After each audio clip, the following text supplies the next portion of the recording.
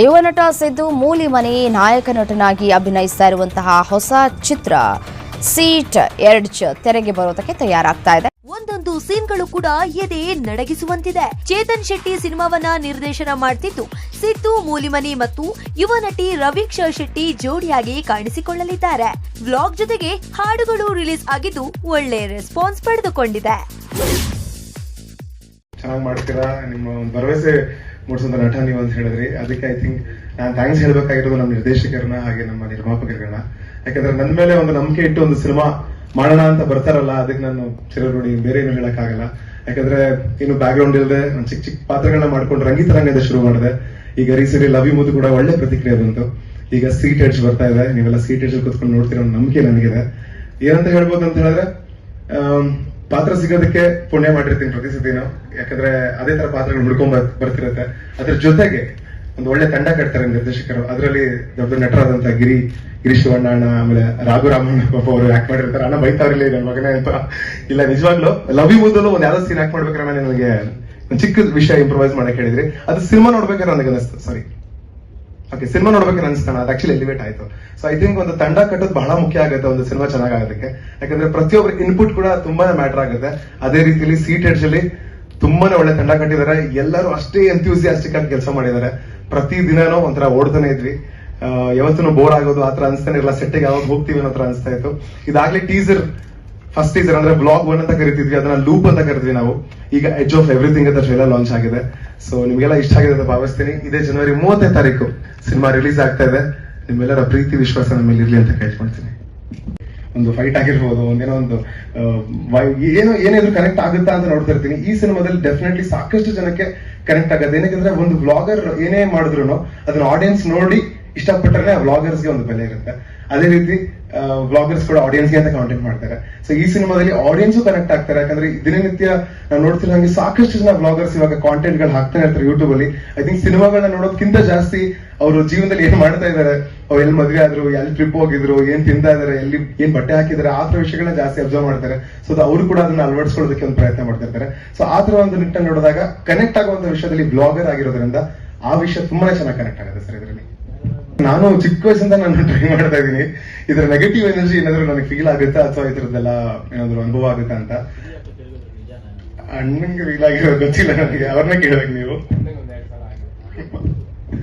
ಆಮೇಲೆ ಸರ್, ನಾನು ಚಿಕ್ಕ ವಯಸ್ಸಲ್ಲಿ ಒಂದು ಕ್ವಾರ್ಟರ್ಸ್ ಅಲ್ಲಿ ಬೆಳೆದಿದ್ದು, ಖಾದಿಗ್ರಾಮ ಯುವ ಕೇಂದ್ರ ಅಂತ. ತುಂಬಾ ಒಂಥರ ಡಾರ್ಕ್ ಪ್ರದೇಶ, ಅದೊಂದು ಸ್ವಲ್ಪ ರಿಮೋಟ್ ಏರಿಯಾನೇ ಅದು. ಸೊ ಚಿಕ್ಕ ವಯಸ್ಸಲ್ಲಿ ಓಡಾಡಿ ಸ್ವಲ್ಪ ಧೈರ್ಯ ಇದೆ ಅಂತ ಅನ್ಕೊಳ್ತೀನಿ ಸರ್. ಬಟ್ ಗೊತ್ತಿಲ್ಲ, ಸಿನಿಮಾ ನೋಡ್ಬೇಕಾದ್ರೆ ಈ ಎಫೆಕ್ಟ್ ಅಲ್ಲಿ ನೋಡ್ಬೇಕಾದ್ರೆ ಸ್ವಲ್ಪ ಫೀಲ್ ಆಯ್ತು. ಬಟ್ ಸ್ಪಾಟ್ ಅಲ್ಲಿ ಏನೋ ಆ ಥರದ್ದು ಆಗ್ಲಿಲ್ಲ ಸರ್. ಯಾಕಂದ್ರೆ ಕ್ರೂ ಜೊತೆ ಇರ್ತಿದ್ವಿ. ಸೊ ಆ ಥರದ್ದು ಏನೂ ಆಗ್ಲಿಲ್ಲ.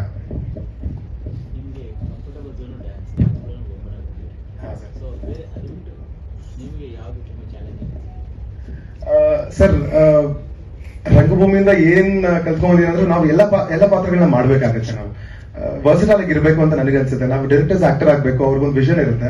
ಆ ವಿಷನ್ ಅಲ್ಲಿ ಬರುವಂತ ಪಾತ್ರ ನಾವು ಆಗ್ಬೇಕು ಅನ್ನೋದು ನನ್ನ ಒಂದು ಅನಿಸಿಕೆ ಸರ್. ಐ ಡೋಂಟ್ ನೋ, ಇವಾಗ ಪ್ರತಿಯೊಬ್ಬರಿಗೂ ಒಂದು ಆಸೆ ಇರುತ್ತೆ, ಒಂದು ಸಿನಿಮಾಲ್ ಹೀರೋ ಆಗ್ಬೇಕು, ಫೈಟ್ ಮಾಡ್ಬೇಕು, ಡ್ಯಾನ್ಸ್ ಮಾಡ್ಬೇಕು, ಅಥವಾ ಒಂದು ಲಾರ್ಜರ್ ದನ್ ಲೈಫ್ ಕಾಣಿಸ್ಕೋಬೇಕು ಅಂತ ಆಸೆ ಇರುತ್ತೆ. ಬಟ್ ನನಗೆ ಹೇಗಿದೆ ಅಂದ್ರೆ ಎಲ್ಲ ತರ ಪಾತ್ರ ಮಾಡ್ಬೇಕು ಸರ್. ಸೂಪರ್ ಹೀರೋ ಬಂದ್ರೆ ಅದೂ ಮಾಡೋಣ ಅಂತಿದ್ದೀನಿ, ಒಂದು ವಿಲನ್ ಪಾತ್ರ ಬಂದ್ರೆ ಅದು ಮಾಡ್ಬೇಕಂತಿದ್ದೀನಿ, ಅಂಗವಿಕಲನ ಪಾತ್ರ ಬಂದ್ರೆ ಅದು ಮಾಡ್ಬೇಕಂತಿದ್ದೀನಿ.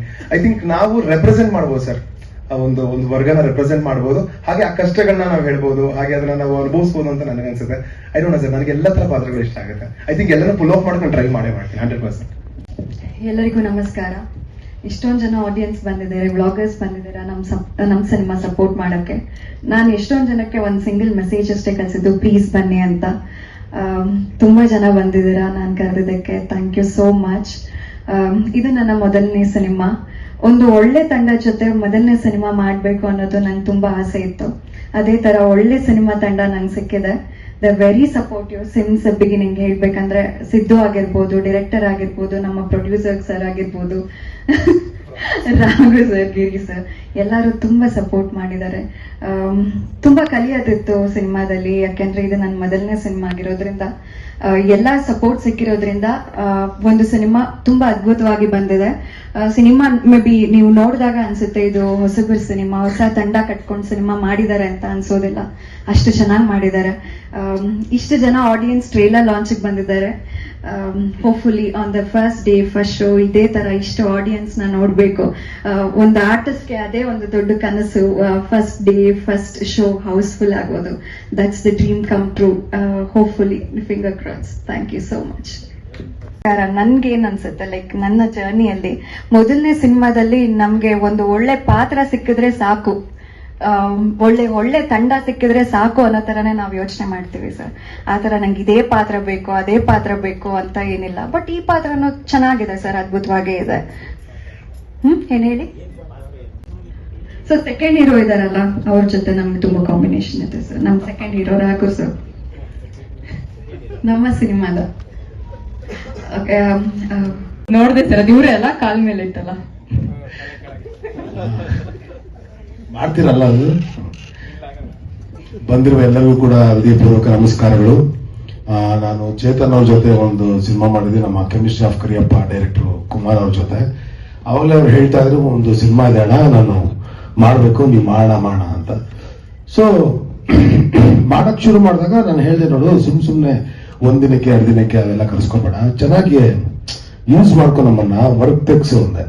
10 ದಿನ ಓಡಿಸೋ ನೈಟಲ್ಲಿ ಚೆನ್ನಾಗಿ ಓಡಿಸ್ದ, ಚೆನ್ನಾಗಿ ಓಡಿಸಿ ಬರೀ ಬೈದಲ್ಲೇ ಬದುಕೋಂಗ್ ಮಾಡ್ಬಿಟ್ಟ ನಮ್ಮನ್ನ. ಎಲ್ಲ ಓಡಿದ್ರು ಸಣ್ಣ ಆಗಲ್ಲ, ಯಾಕಂದ್ರೆ ಇರೋದೇ ಹಂಗೆ ನಾವು. ಸೊ ಒಳ್ಳೊಳ್ಳೆ ನಟರುಗಳು, ಒಳ್ಳೆ ಪ್ರತಿಭಾವಂತ ನಟರುಗಳು, ಪ್ರತಿಭಾವಂತ ಯೋಗ ಪಟು ಹಿರಿಯ ಮುತ್ಸದಿ ನಮ್ಮ ಜೊತೆ ಇರೋದ್ರಿಂದ ಇನ್ನೂ ಖುಷಿ ಆಗುತ್ತೆ. ಆಮೇಲೆ ನಮ್ಮ ಗಿರಿಯವರು, ಅಂದ್ರೆ ನಾನಲ್ಲ, ನಮ್ಮ ಪ್ರೊಡ್ಯೂಸರ್ ಗಿರಿಯವರು ಏನ್ ಬೇಕಾದ್ರೂ ಮಾಡುವ, ಚೆನ್ನಾಗಿ ಮಾಡುವ ಸಿನಿಮಾ, ಒಟ್ಟಿನಲ್ಲಿ ಚೆನ್ನಾಗಿ ಬರಬೇಕು, ಜನ ಸೀಟ್ ಎಡ್ಜಲ್ಲೇ ಕೂತ್ಕೊಂಡು ನೋಡ್ಬೇಕು ಅನ್ನೋ ತರ ನಾವು ಸಿನಿಮಾ ನೋಡಿದ್ವಿ, ಸೀಟ್ ಎಡ್ಜಲ್ಲೇ ಇರೋ ತರ ಇದೆ. ಸೊ ಈ ಹೊಸಬರ ತಂಡಕ್ಕೆ, ಹೊಸ ಸಿನಿಮಾಗೆ ನಿಮ್ಮೆಲ್ಲರ ಪ್ರೀತಿಯ ಹರಕೆ ಹಾರೈಕೆ ಆಶೀರ್ವಾದ ಇರಲಿ ಅಂತ ಕೇಳ್ಕೊಳ್ತೀನಿ ನಾನು. ಪೊಲೀಸ್ ಪತ್ರ ಅದೇ ವಾಚ್ಮೆನ್ ಮಾಡಕ್ಕಾಗಲ್ಲ ಅಂತ ಪೊಲೀಸ್ ಪತ್ರ ಮಾಡಿಸಿದ್ರು ನನ್ನ ಕೈಲಿ. ನಾ ಪೊಲೀಸ್ ತರ ಇದೀನಿ, ಮಾಡ್ತಾ ಇದ್ದೀನಿ ನಾನು.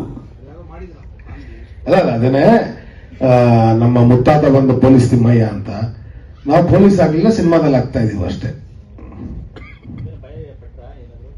ಸಿಕ್ಕಾಪಟ್ಟೆ ಭಯ ಪಟ್ವಿ ಇವ್ರನ್ನ ನೋಡಿ. ಮಾತು ಮುಂಚೆ ಹಿಂಗ ಅನ್ನೋರಿಗೆ ನಮ್ಮನ್ನ, ಇರಯ್ಯ ಇಂಥ ನೈಟ್ ಮೊದ್ಲ ಯಾಕಯ್ಯ ಹಿಂಸೆ ಇರ್ತೀಯ,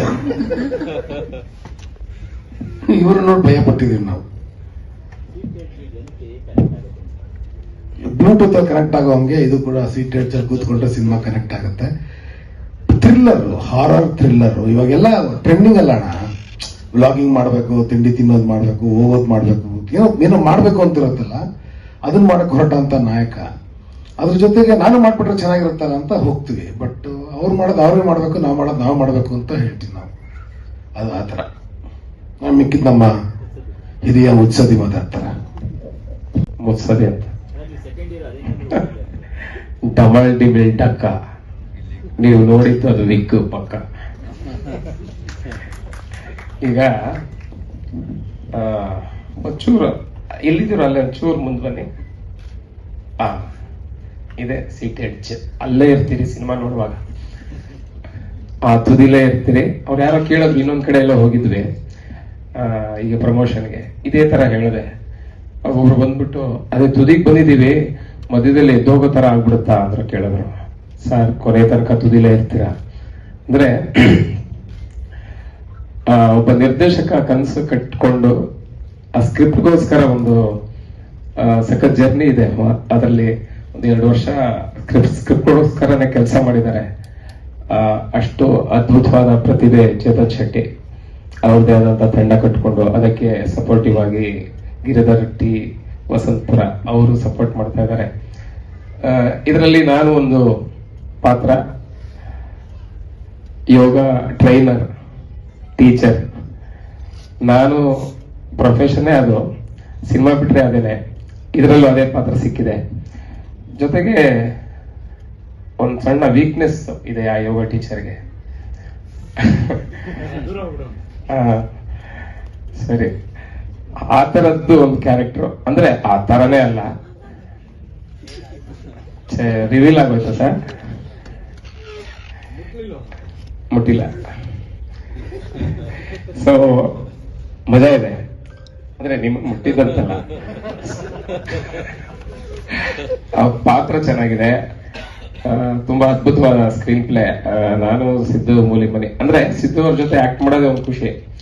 ಅಂದ್ರೆ ಒಂದು ಪಾದರಸ ಅಂತಾರಲ್ಲ ಆತರ, ಅಂದ್ರೆ ಎಷ್ಟು ಎನರ್ಜೆಟಿಕ್ ವಾಯ್ಸ್ ಹೊಟ್ಟೋಗ್ಬಿಟ್ಟಿದೆ. ಸ್ವಲ್ಪ ನಿನ್ನೆ ಕೊಟ್ಟಿಗೆ ಆರದಿಂದ ಬಂದಿದ್ದು, ನೈಟ್ ಶೂಟ್ 5 ದಿನ, ಹಾಗಾಗಿ ಮಾತಾಡಕ್ ಒಂಚೂರು ಕಷ್ಟ ಆಗ್ತಿದೆ. ಬಟ್ ಎನಿವೇಸ್ ನೀವು ಮಾತಾಡ್ತೀರಾ. ಬಟ್ ನಿಮ್ ಜೊತೆ ಆಕ್ಟ್ ಮಾಡೋದೇ ಖುಷಿ ಸಿದ್ದು. ನಾವೆಲ್ಲ ದೃಷ್ಟವಂತರು ನಿಮ್ ಜೊತೆ ಆಕ್ಟ್ ಮಾಡಿದಕ್ಕೆ. ಹಾಗೇನೆ ರವೀಕ್ಷಾ ಅಪ್ಕಮಿಂಗ್ ಫಸ್ಟ್ ಸಿನಿಮಾದು ಎಂಟ್ರಿ, ನಿಮ್ಮ ಪದಾರ್ಪಣೆಯಿಂದ ನಮ್ಮ ಸಿನಿಮಾ ದೊಡ್ಡ ಮಟ್ಟದ ಯಶಸ್ಸಾಗ್ಲಿ. ಹಾಗೇನೆ ಪ್ರೊಡ್ಯೂಸರ್ಗೂ ಅಷ್ಟೇ, ಅವ್ರದ್ದು ಮೊದಲನೇ ಸಿನಿಮಾ. ಚೇತನ್ ಶೆಟ್ಟಿ ಅವ್ರಿಗೂ ಅಷ್ಟೇ, ಹಾಗೇನೆ ಎಲ್ಲ ದೀಪಕ್ ಅವರು ಛಾಯಾಗ್ರಾಹಕ, ಅವರು ಅಷ್ಟೇ ಒಳ್ಳೆ ಕೆಲಸ ಮಾಡಿದ್ದಾರೆ. ಇನ್ನು ಬಂದಂತಹ ಎಲ್ಲ ಬ್ಲಾಗರ್ಸ್ ಹಾಗೆ ಆಡಿಯನ್ಸ್, ನಿಮ್ಮಿಂದನೇ ಈ ಸಿನಿಮಾ, ನಿಮಗೋಸ್ಕರ ಈ ಸಿನಿಮಾ, ನಿಮಗೆ ಒಳ್ಳೆ ಕಂಟೆಂಟ್ ಕೊಟ್ಟಿದ್ದೀವಿ. ಅದರಿಂದ ನಿಮಗೂ ಒಂದು ಇನ್ಸ್ಪೈರ್ ಆಗುತ್ತೆ. ಮುಂದಿನ ದಿನಗಳಲ್ಲಿ ನೀವು ಈ ತರದ ಒಂದಷ್ಟು ಪ್ರಾಜೆಕ್ಟ್ಸ್ ನ ಅಥವಾ ನೀವು ವ್ಲಾಗ್ ಮಾಡೋದಕ್ಕೆ ಇನ್ಸ್ಪೈರ್ ಆಗಿದ್ದೀವಿ ನಾವು ಈ ಸಿನಿಮಾದ ಮೂಲಕ ಅಂತ ಹೇಳ್ತಿದ್ದೀನಿ. ಅಷ್ಟೇನಾ? ಇನ್ ಬಗ್ಗೆ ಇವರು ಸಣ್ಣ ಆಗ್ತಾರೆ, ಇನ್ನೇನಿಲ್ಲ, ಮುತ್ಸದಿ ಆಗೋಷ್ಟೊತ್ತಿಗೆ ಸಣ್ಣ ಆಗ್ತಾರೆ. ಎಲ್ಲರಿಗೂ ಧನ್ಯವಾದ. Thank you so much. ಎಲ್ಲರಿಗೂ ನಮಸ್ಕಾರ. ಇಲ್ಲಿ ಬಂದಿರೋಂತ ಮಾಧ್ಯಮದವರು ಮತ್ತೆ ಬ್ಲಾಗರ್ಸು ಮತ್ತೆ ಆಡಿಯನ್ಸು ಎಲ್ಲರಿಗೂ ಧನ್ಯವಾದ ತಿಳಿಸ್ತೀನಿ. ಏಕೆಂದ್ರೆ ನಮ್ ಟ್ರೈಲರ್ ರಿಲೀಸ್ ಇದೆ, ಬನ್ನಿ ಎಲ್ಲರೂ ಅಂತ ಹೇಳಿ ಒಂದು ಮೆಸೇಜ್ ಮುಖಾಂತರ ಕರೆದಿದ್ವಿ. ಎಲ್ಲರೂ ಬಂದಿದ್ರ. ಇದು ನೋಡಿದ್ರೆ ಕ್ರೌಡ್ ಫುಲ್ ಇದೆ. ತುಂಬಾ ಧನ್ಯವಾದಗಳು ತಿಳಿಸ್ತೀನಿ. ಮತ್ತೆ 30ನೇ ತಾರೀಕು ಸೀಟೆಡ್ ಸಿನಿಮಾ ರಿಲೀಸ್ ಇದೆ. ನೀವೆಲ್ಲ ಬಂದು ಮತ್ತೆ ನಿಮ್ಮ ಜೊತೆಲಿರೋರಿಗೆಲ್ಲ ತಿಳಿಸಿ ಎಲ್ಲ ಸಿನಿಮಾನ ನೋಡಿ ಆಶೀರ್ವಾದ ಮಾಡಬೇಕು. ಇನ್ನು ಮುಂದೆ ಸಿನಿಮಾ ಮಾಡೋದಕ್ಕೆ ನಮಗೂ ಒಂದು ಸಹಕಾರ ಆಗುತ್ತೆ. ಎಲ್ಲರಿಗೂ ಧನ್ಯವಾದಗಳು. ಇಲ್ಲ ಟ್ರೆಂಡ್ ಅಂತ ಏನಿಲ್ಲ ಸರ್. ಆಕ್ಚುಲಿ ಚೇತನ್ ನನ್ ಪರಿಚಯ ಇದ್ದು ಫೇಸ್ಬುಕ್ ಅಲ್ಲಿ ಪರಿಚಯ ಆಗಿ ನಮ್ಮ ನಂಬರ್ ಕೇಳಿದ್ರು. ಒಂದು 2 ವರ್ಷದಿಂದ ಸತತ ಪ್ರಯತ್ನ. ನಂಬರ್ ಕೊಟ್ಟಿದ್ದೆ. ಬೆಳಿಗ್ಗೆ ಇದ್ರೆ ಒಂದು ಗುಡ್ ಮಾರ್ನಿಂಗ್ ಸರ್, ಇವತ್ತು ಫ್ರೀ ಇದ್ರೆ ಒಂದು 1 ಅವರ್ ಸ್ಟೋರಿ ಹೇಳ್ತೀನಿ ಅನ್ನೋರು.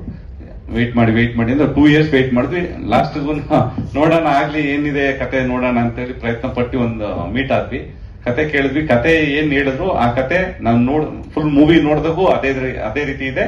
ಅದೇ ತರನೇ ಕತೆ ಕಂಪ್ಲೀಟ್ ಮಾಡಿದ್ದಾರೆ. Thank you. ಬಂದಿರುವಂತ ಬ್ಲಾಗರ್ಸ್ ಹಾಗೆ ಆಡಿಯನ್ಸ್ಗೆ ಬಂದಿರೋದಕ್ಕೆ ಧನ್ಯವಾದಗಳು. ಇದೇ ತಿಂಗಳು ಜನವರಿ 30ಕ್ಕೆ ನನ್ನ ಸಿನಿಮಾ ರಿಲೀಸ್ ಆಗ್ತಿದೆ, ಸೀಟೆಡ್.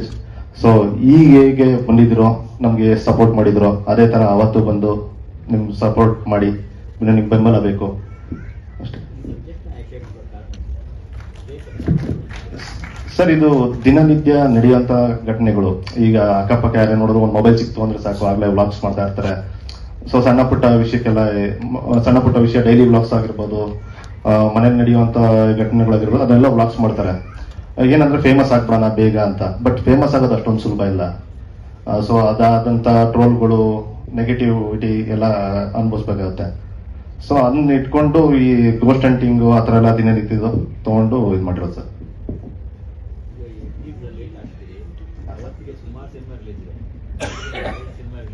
ಹೌದು ಸರ್.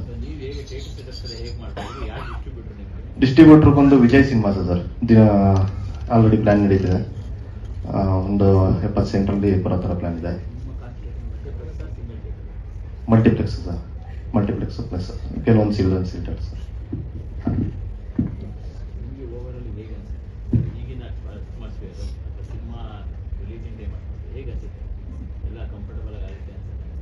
ಸರ್ ಸಿನಿಮಾ ಚೆನ್ನಾಗಿದ್ರೆ ಜನ ನೋಡೇ ನೋಡ್ತಾರೆ. ಇವರೇನಾದ್ರು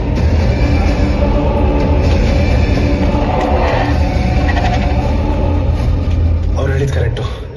ಎಲ್ಲಿ ಕನ್ಫ್ಯೂಷನ್ಸ್ ಇರುತ್ತೋ ಅಲ್ಲಿ ಉತ್ತರ ಇರುತ್ತೆ.